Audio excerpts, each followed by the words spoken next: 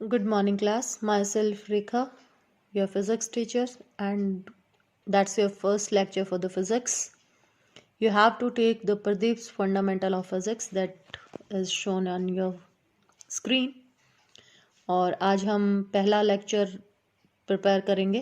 पहला लेक्चर मैं आपको दे रही हूँ फिज़िक्स का, और ये आप सब लोगों ने ये बुक खरीदनी है और ये बुक खरीद करके आप ये पहला लेक्चर अपना पढ़ेंगे.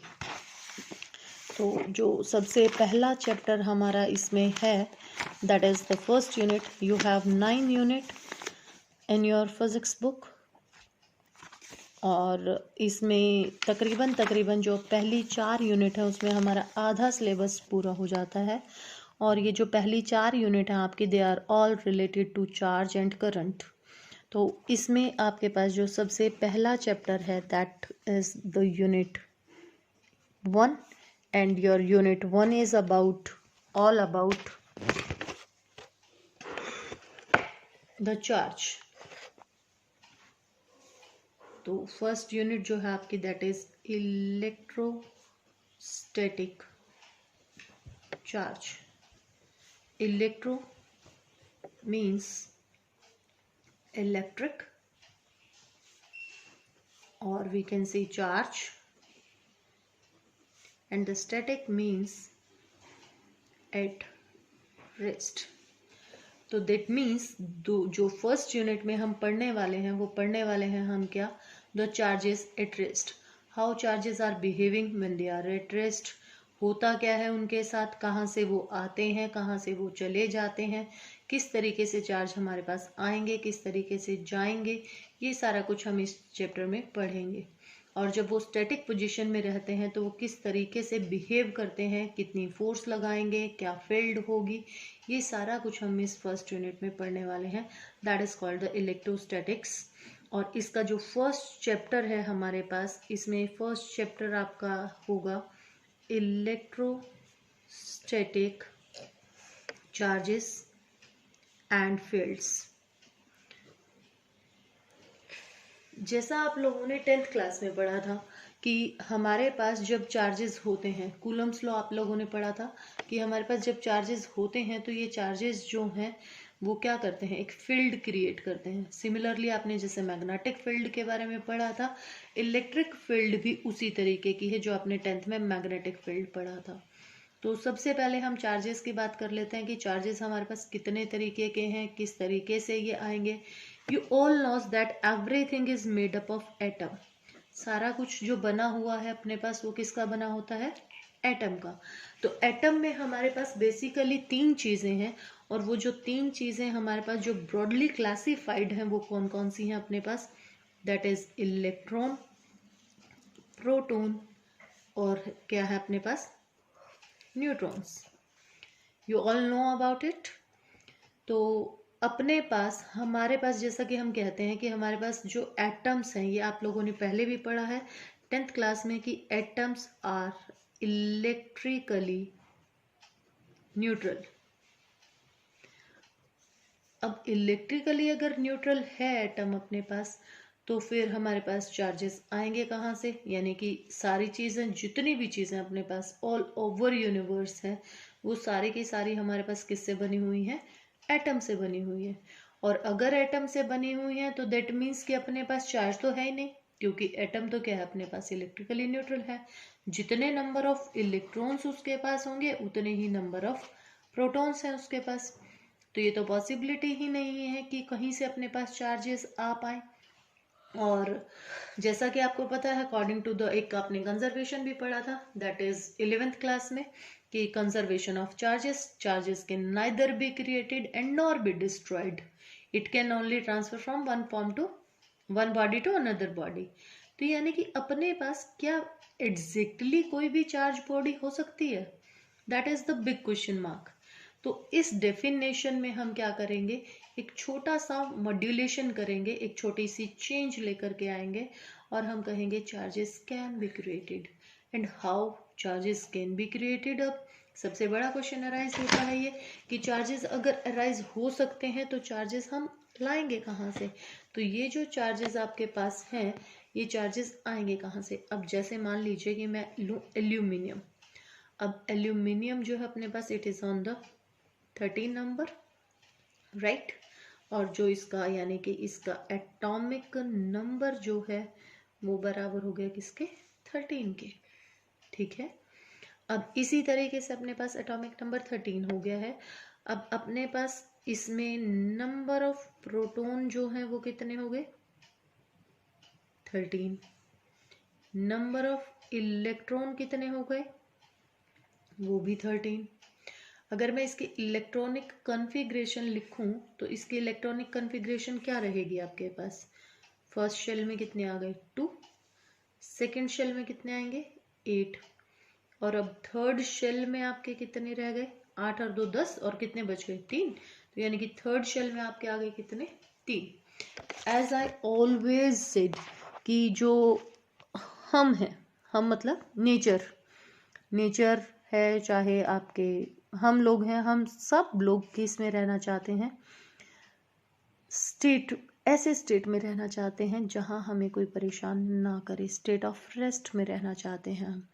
और ये जो स्टेट ऑफ रेस्ट है ये कब आएगा? जब मतलब हम अपने कंफर्ट जोन में होंगे, हम कंफर्ट रहना पाए चाहेंगे, यानी कि कोई हमें छेड़े ना, राइट।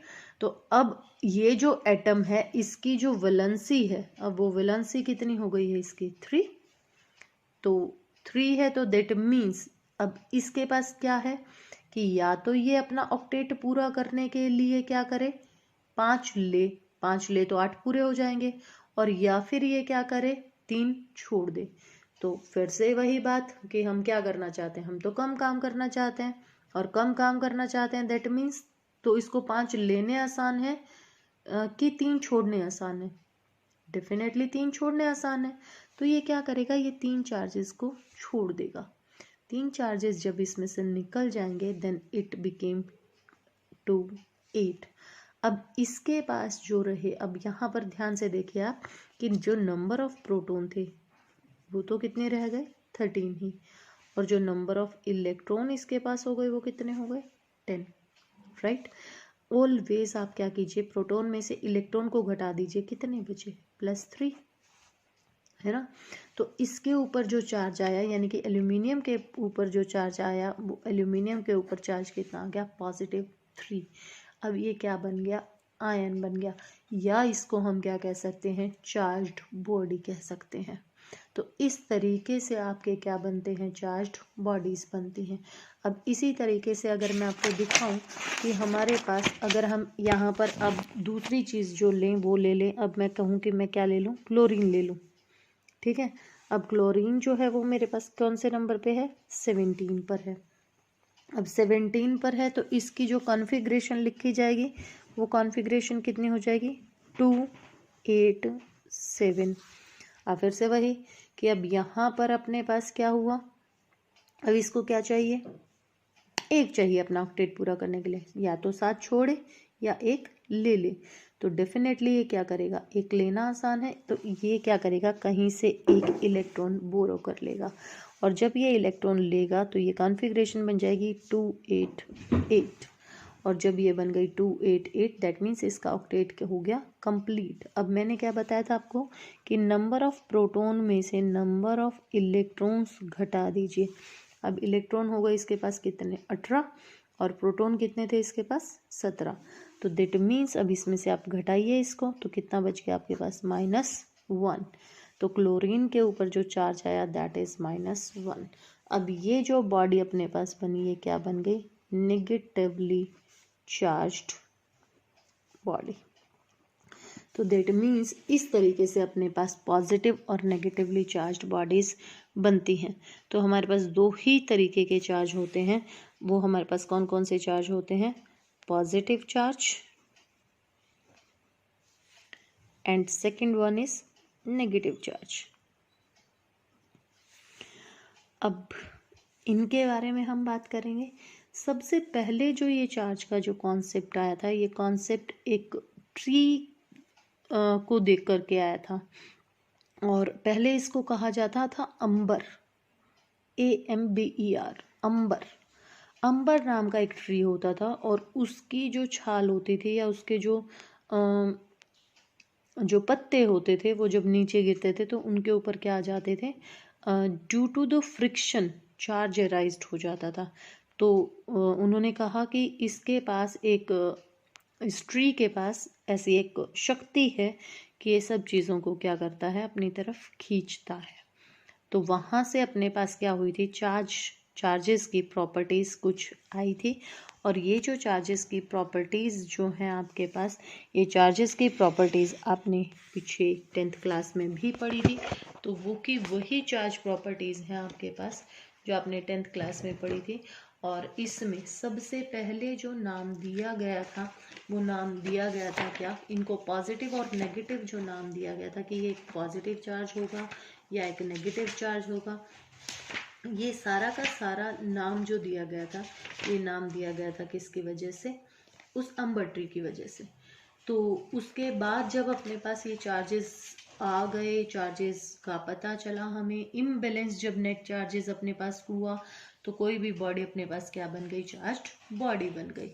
तो हमारे पास हम सिर्फ और सिर्फ क्या कर सकते हैं, बाय ट्रांसफरिंग ऑफ इलेक्ट्रॉन किसी भी बॉडी को नेगेटिव या पॉजिटिव चार्ज बना सकते हैं। तो अपने पास इसीलिए इलेक्ट्रॉन को क्या कहा गया, that it is a elementary particle. इसको क्या बोला गया, that it is a elementary particle. और एलिमेंट्री का मतलब क्या होता है, आधारभूत। आधारभूत मतलब जिसके ऊपर सारी चीजें निर्भर कर रही हैं। Otherwise everything is made up of atom. और हमारे पास कोई भी किसी भी तरीके का कोई भी चार्ज पॉसिबिलिटी नहीं है कि अगर इलेक्ट्रॉन अगर ट्रांसफर नहीं करते हैं तो हम किसी भी चीज को पॉजिटिव या नेगेटिव चार्ज नहीं बना सकते हैं। तो हमारे पास जब ये कॉन्सेप्ट आया था तो अब सबसे पहली बात ये आई कि अपने पास ये जो इलेक्ट्रॉन्स हैं या ये जो चार्ज पार्टिकल्स हैं, ये चार्ज पार्टिकल्स को डिफाइन कैसे किया गया, चार्जेस को कहेंगे क्या। तो चार्जेस हमारे पास क्या होंगे, charge is something possessed by material object that make it possible for them to exert electric force and respond to the electric force. That means कि हमारे पास इलेक्ट्रिक चार्ज को हम क्या कहेंगे कि कुछ ऐसी चीज है जो कि क्या करे, या तो इलेक्ट्रिक फोर्स को एक्सर्ट करे, लगाए किसी पर, या उसको रिस्पॉन्स करे कि अगर उस पर कोई लग रहा हो तो उसको रिस्पॉन्स करे, तो दैट इज कॉल्ड चार्ज। तो हमारे पास जो इलेक्ट्रिक प्रॉपर्टी है वो इलेक्ट्रिक प्रॉपर्टी हमारे पास क्या की जा सकती है, राइज की जा सकती है बाय ट्रांसफरिंग ऑफ इलेक्ट्रॉन्स। तो एडिशनल प्रॉपर्टी हो गई ये अपने पास एक कि electric force between the two electrons is called the electric charge और इलेक्ट्रिक फोर्स। और दो काइंड के चार्जेस हैं अपने पास। अब सबसे बड़ी बात ये होगी कि हमारे पास की बॉडी किस तरीके की बनेगी, कि नेगेटिव चार्ज बॉडी बनेगी हमारे पास या पॉजिटिव चार्ज बॉडी बनेगी। तो जो हमारे पास जो इलेक्ट्रॉन्स का ट्रांसफर जो होगा, it is due to only and only because of the force of friction. तो जब फोर्स ऑफ फ्रिक्शन हमारे पास लगेगी तो इस फोर्स ऑफ फ्रिक्शन के कारण से अपने पास क्या होगा, चार्जेस आएंगे। अब ये नाम किसने दिया कि ये जो चार्जेस हैं ये पॉजिटिव चार्ज कहलाएगा, ये नेगेटिव चार्ज कहलाएगा, ये नाम इनको दिया गया था बेंजामिन फ्रैंकलिन ने। बेंजामिन फ्रैंकलिन ने ही इसको पॉजिटिव और नेगेटिव चार्ज कहा गया था। पहले तो सिर्फ ये कहते थे कि चार्ज है, ये नहीं बोला गया था कि नेगेटिव चार्ज है या पॉजिटिव चार्ज है। यानी कि ये जो क्लासिफिकेशन थी पॉजिटिव नेगेटिव की और जो ये नाम दिए, ये आपको दिए थे किसने, बेंजामिन फ्रैंकलिन ने। अब जैसे अगर मैं आपको एक एग्जांपल दूं और मैं कहूं कि मैं अगर मेरे पास एक कोई ग्लास रोड है, एक तो हमने ले ली क्या, ग्लास रोड, और दूसरा मैंने ले लिया कोई, इस ग्लास रोड को भी मैंने कहा कि हम क्या करेंगे, फोर्स ऑफ फ्रिक्शन लगाएंगे। अब इस ग्लास रोड को मैं क्या करूं, कैट फर के साथ रब कर दूं। कैट फर के साथ जब मैं इसको रब करती हूँ तो अपने पास जो ग्लास रोड है, इस ग्लास रोड पर पॉजिटिव चार्जेस आ जाएंगे, और जितने पॉजिटिव इस पर आएंगे उतने ही नेगेटिव आपके पास कैट फर पर आ जाएंगे। दैट मीन्स वही हो गया फिर से, अभी जैसे हम बात कर रहे थे कि एक का लॉस दूसरे का क्या कहलाएगा, गेन कहलाएगा। दैट मीन्स कि अपने पास क्या हुआ कि ये पॉजिटिव बना दैट मीन्स इसने क्या किए, इलेक्ट्रॉन्स दिए तो किसको दिए, कैटफर को दिए। तो जितने ये देगा उतने ही तो ये ले पाएगा ना। मान लो इसने 5 लूज किए, 5 थे इसके आउटरमोस्ट शेल में, तो इसके ऊपर 5 इलेक्ट्रॉन्स, इसने 5 लूज कर दिए, तो इसके पास 5 इलेक्ट्रॉन्स आ गए, राइट। तो इसके पास तो 5 बढ़ गए, मान लो इसके पास थे what ever the value you have taken, कि यहाँ पर अपने पास इसके पास कोई नंबर मान लेते हैं हम, कि इसके पास टोटल नंबर ऑफ इलेक्ट्रॉन्स थे मान लो 15, ठीक है। और इसके पास भी थे, इसके पास हम मान लेते हैं कि इसके पास थे 17 या 18, जो भी what ever the value is. तो अगर अपने पास यहाँ पर 15 थे, इसने 5 लूज कर दिए, 5 लूज कर दिए, तो इसके पास कितने रह गए 10, इसके पास 5 और आ गए, तो कितने हो गए इसके पास 7 और 5, यानी कि इसके पास कितने हो गए 22। तो यहाँ पर इस ग्लास रोड पर जो अपने पास आएगा तो वो तो क्या आ गया +5, और कैट फर पर जो आया वो कितना आ गया -5। Get that. तो अपने पास अब ग्लास रोड पर ही पॉजिटिव क्यों आया, अपने पास कैट फर पर पॉजिटिव क्यों नहीं आया। अब ये भी क्वेश्चन अराइज होता है यहाँ से कि भाई ग्लास रोड पर पॉजिटिव ही क्यों आया, नेगेटिव भी तो आ सकता था, राइट। इलेक्ट्रॉन्स तो उसके पास भी थे। तो अपने पास क्या होता है कि जब हमारे पास जिसका वर्क फंक्शन अब ये वर्क फंक्शन क्या चीज है, वर्क फंक्शन अपने पास क्या होता है कि हमारे पास अगर हम किसी को क्या कर रहे हैं, देखो सीधी सी बात है कि अपने पास हम कभी भी किसी को भी क्या नहीं कर सकते हैं, विदाउट एनी फोर्स निकाल नहीं सकते हैं। तो देट मीन्स कि हमें यहाँ से और यहाँ से, हमने कहा कि फोर्स ऑफ फ्रिक्शन हम दे रहे थे, तो फोर्स ऑफ फ्रिक्शन की वजह से ही अपने पास चार्जेस को क्या मिल रही थी, एनर्जी मिल रही थी, और वो एनर्जी पा करके क्या कर रहे थे, जा रहे थे किसी दूसरे के पास, निकल रहे थे, यानी कि अपने आउटर मोस्ट शेल से। तो वो अपने आउटर मोस्ट शेल से निकलने के लिए उनको जितनी minimum amount of energy required है, that is called the work function. दोबारा से सुनिए कि हमारे पास वर्क फंक्शन क्या है, वर्क फंक्शन हमारे पास वो मिनिमम अमाउंट ऑफ एनर्जी है जो कि इलेक्ट्रॉन्स को इजेक्ट आउट करने के लिए चाहिए है from the particular surface. Work function एक कांस्टेंट क्वांटिटी है, लेकिन मटेरियल टू मटेरियल ये क्या करेगी, वेरी करेगी। जैसे कि अब जिसका वर्क फंक्शन कम होगा, वर्क फंक्शन, अब हम दोनों को फोर्स ऑफ फ्रिक्शन लगा रहे थे, ठीक है, दोनों को फोर्स ऑफ फ्रिक्शन लगा रहे हैं। अब इसके पास भी जा रही है वो फोर्स, इसके पास भी जा रही है, इक्वल जा रही है।